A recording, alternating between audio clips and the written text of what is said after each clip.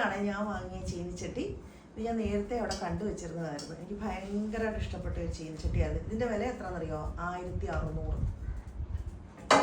പിന്നെ വാങ്ങിച്ചത് 2 നിലവിളക്ക്. ഈ നിലവിളക്ക് എൻ്റെ പഴയ നിലവിളക്കൊക്കെ ചീത്തയായിപ്പോയി, കാരണം ഇരുന്ന ആടുമായിരുന്നു. അതാണ് അത് കൊടുത്തിട്ട് വാങ്ങിയതാണ് ഇത്. പിന്നെ ഡെയിലി നമുക്ക് കത്തിക്കാൻ വേണ്ടിയിട്ടും എനിക്കൊരു കുഞ്ഞു വിളക്കായിരുന്നു, അപ്പം ഞാനത് ഒന്ന് മാറി വാങ്ങിച്ചു. പിന്നെ വാങ്ങിയൊരു സാധനം തന്നെ ഇതാണ് വാർപ്പ്. ഉരുളി എനിക്കുണ്ട്, ഈ വാർപ്പില്ലായിരുന്നു. വാർപ്പെന്ന് പറയുന്നത് 2 കാതുള്ളതിനാണ് വാർപ്പെന്ന് പറയുന്നത്. എനിക്ക് നല്ല വെയിറ്റ് ഉണ്ട്. ഇതിന് 4000 രൂപയായി. വിളക്കിന് 1700 രൂപ. ഇതിന് കുഞ്ഞു വിളക്കിന് 460 രൂപയായി. അപ്പോൾ ഇഷ്ടം പോലെ ഉരുളി, ചീനിച്ചട്ടി, പുട്ടുകുറ്റി എന്ന് വേണ്ട ഒത്തിരി സാധനങ്ങളുണ്ട് അവിടെ.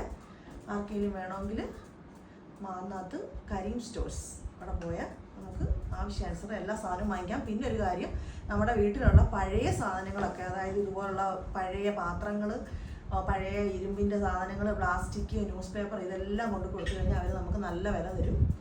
അപ്പം ആർക്കെങ്കിലും പോകണമെന്നുണ്ടെങ്കിൽ വിളക്കൊക്കെ വാങ്ങിക്കണമെങ്കിൽ മാന്നാത്ത് പോകാം.